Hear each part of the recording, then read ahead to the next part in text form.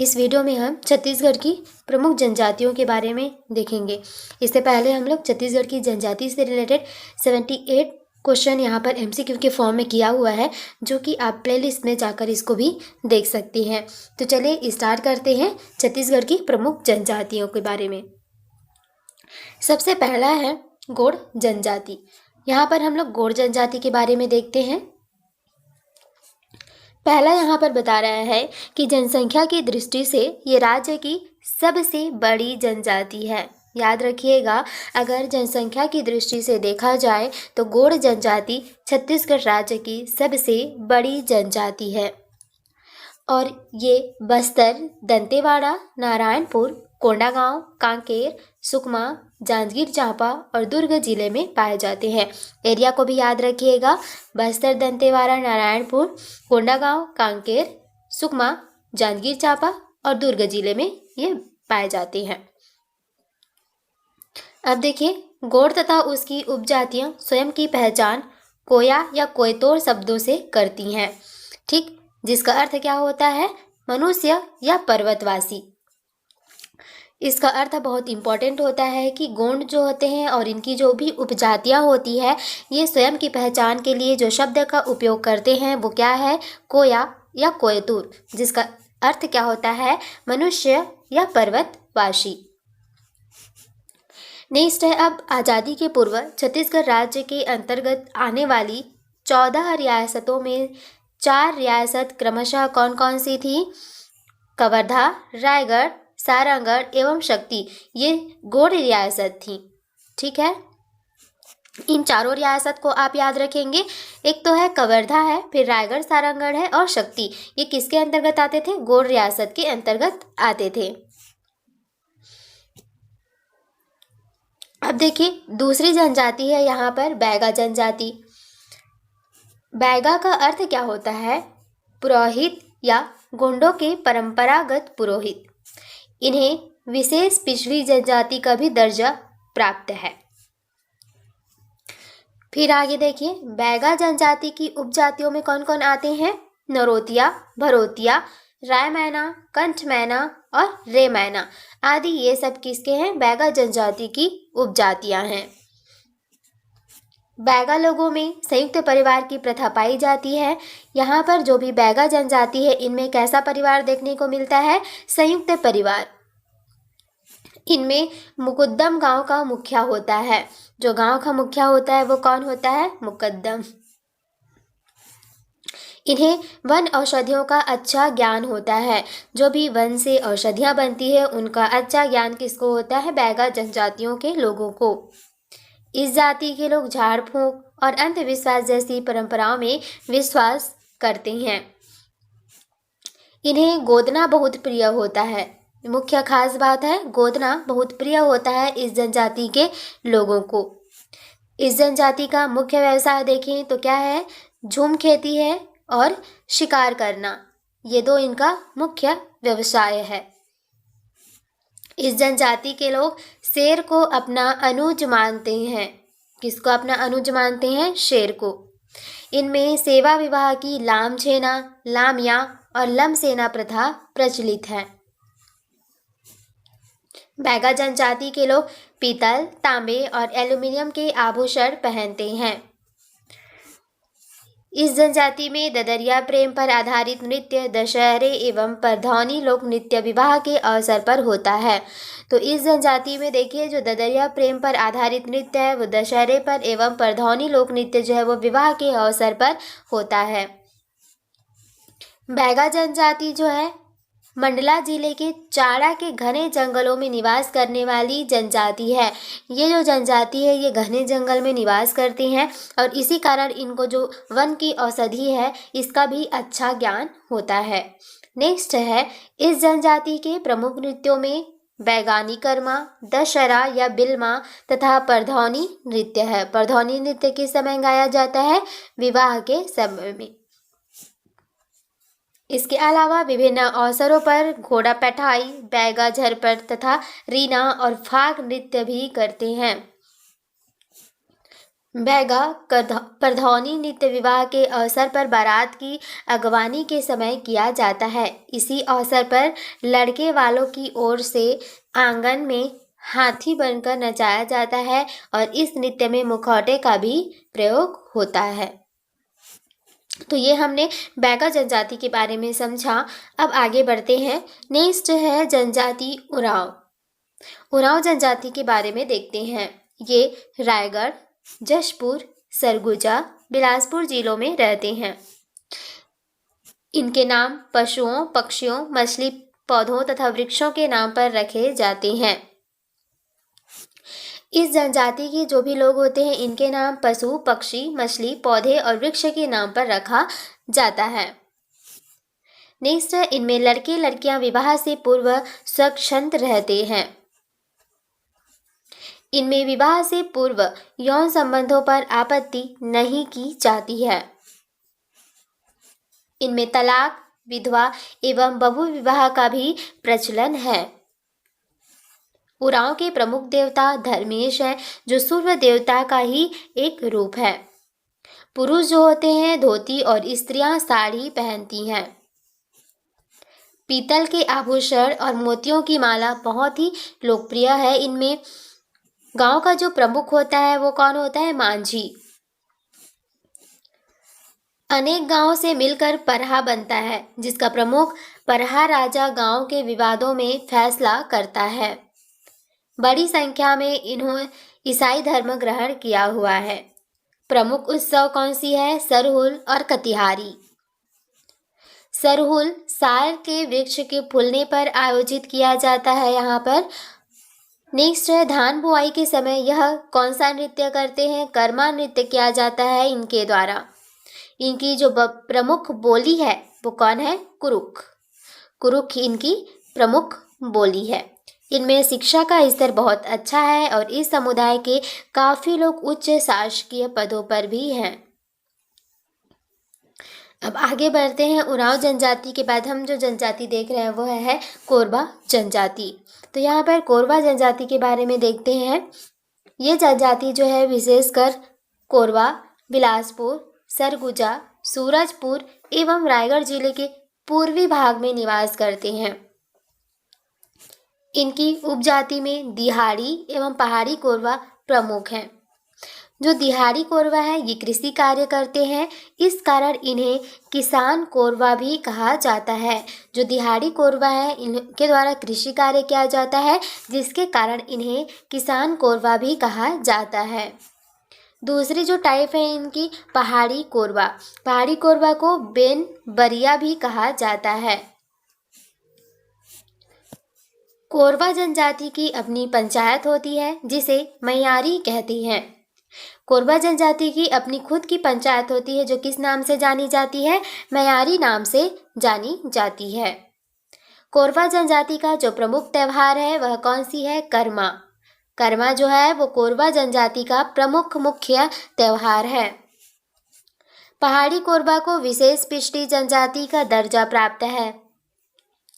एक हमने किसको देखा था? बैगा को देखा था और दूसरी यहाँ पर कौन आ गई? पहाड़ी कोरबा। ये दोनों को विशेष पिछड़ी जनजाति का भी दर्जा प्राप्त है। पुरुष जो होते हैं वो कमीज, बंदी और धोती पहनते हैं। महिलाएं सफ़ेद साड़ी पहनती हैं। चावल की बनी हंडिया शराब इन्हें बहुत प्रिय है। इनका जो मुख्य पेय पदार्थ है वो क्या है? हंडिया। नेक्स्ट है, यह मानते हैं कि हल चलाने से धरती को कष्ट होता है, इसलिए स्थानांतरित कृषि करते हैं, जिसे क्या कहा जाता है? बेवार कहा जाता है। कोरबा जनजाति के द्वारा कैसी कृषि की जाती है? स्थानांतरित कृषि की जाती है, जिसे किस नाम से जाना जाता है? बेवार के नाम से जाना जाता है। इनके जो मुख्य देवता हैं वो कौन है? बूढ़ा देव, खुड़िया रानी, ठाकुर देव, करम देव आदि प्रमुख देवता हैं। मुख्य त्यौहार कर्मा, नवाखनी, दिवाली, सोहराई, होली आदि है। सिंगरी 5 साल में एक बार मनाया जाता है, जिसमें महिलाएं क्या करती हैं? भित्ति चित्र बनाती हैं। यहाँ पर मृतक संस्कार वनाघावी किया जाता है, जिसमें कुमारी भात क्रियाकर्म होता है। अब हम मारिया जनजाति की ओर बढ़ते हैं, इसके बारे में अभी हम देखेंगे। तो ये जो मारिया जनजाति है ये नारायणपुर, बस्तर, कोंडागांव, बिलासपुर ये जिले में रहते हैं। ये कौन है? गोंड की उपजाति है। भूमिया, भुइहार एवं पांडव इस जनजाति की प्रमुख उप जनजाति है। भीमसेन इन लोगों का मुख्य देवता है। और देखिए पांडव भी ये किसके अंतर्गत है? विशिष्ट पिछड़ी जनजाति के अंतर्गत इसको भी रखा गया है। यह सिर पर सींग पहनकर नृत्य करते हैं, इसलिए इन्हें बायसन हार्न मारिया भी कहा जाता है। जो मारिया जनजाति के लोग हैं ये जो नृत्य करते हैं तो सींग पहनकर करते हैं, और ये सींग किसका होता है? बायसन हार्न का होता है, इसलिए इनको बायसन हार्न मारिया भी कहा जाता है।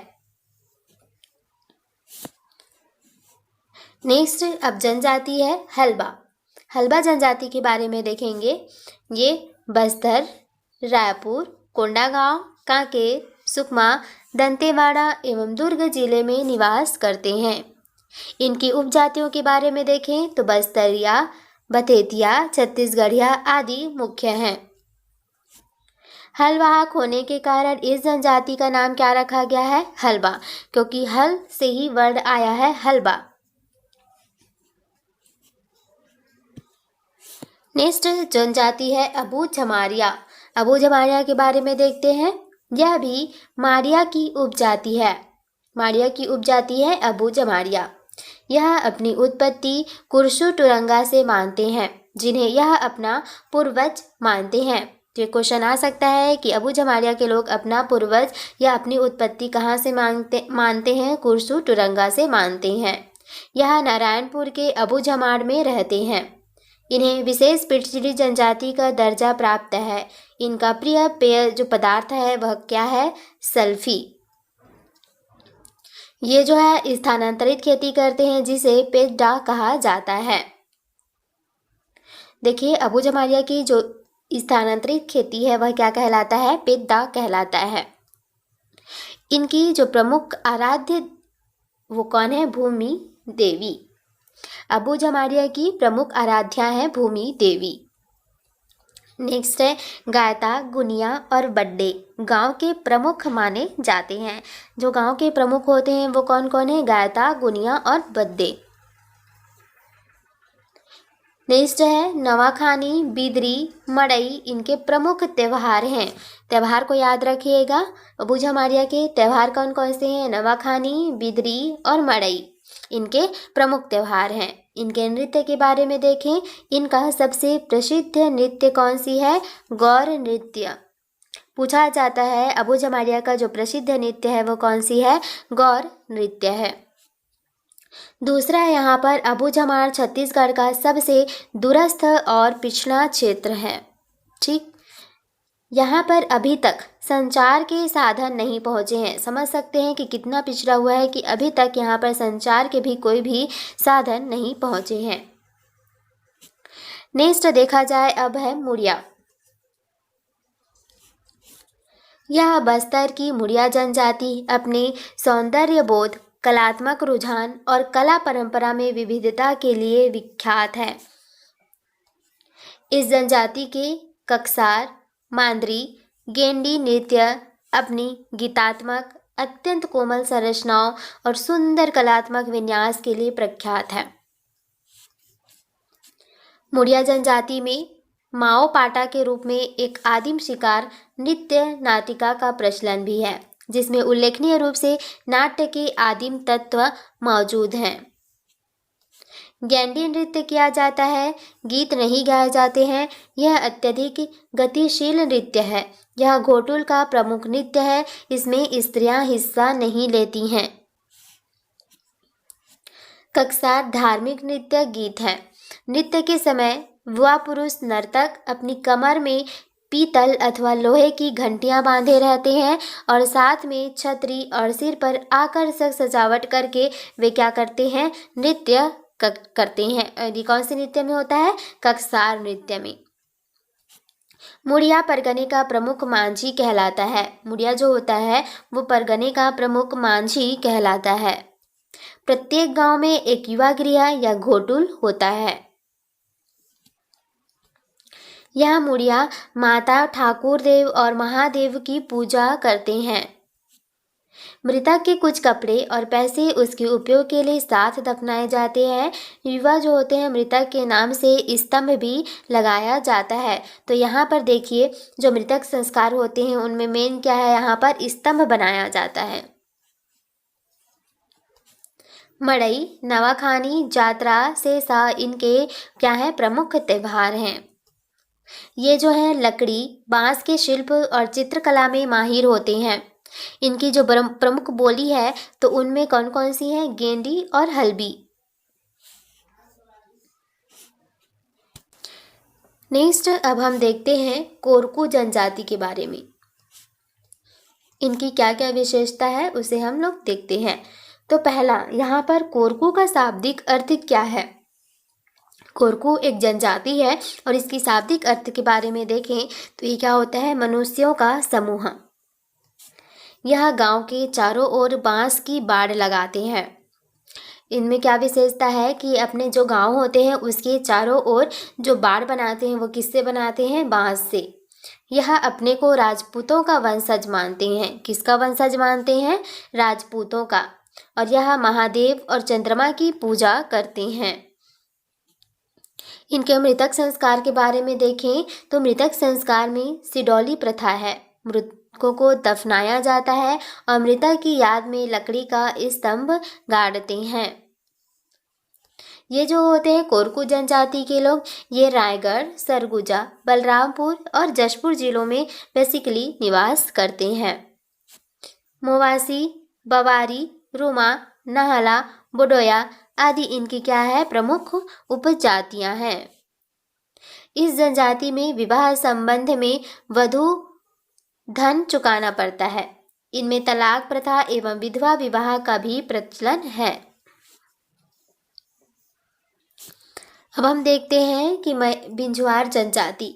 बिंझवार जनजाति के बारे में यहाँ पर ये बिलासपुर, रायपुर, बलौदाबाजार जिले में निवास करते हैं।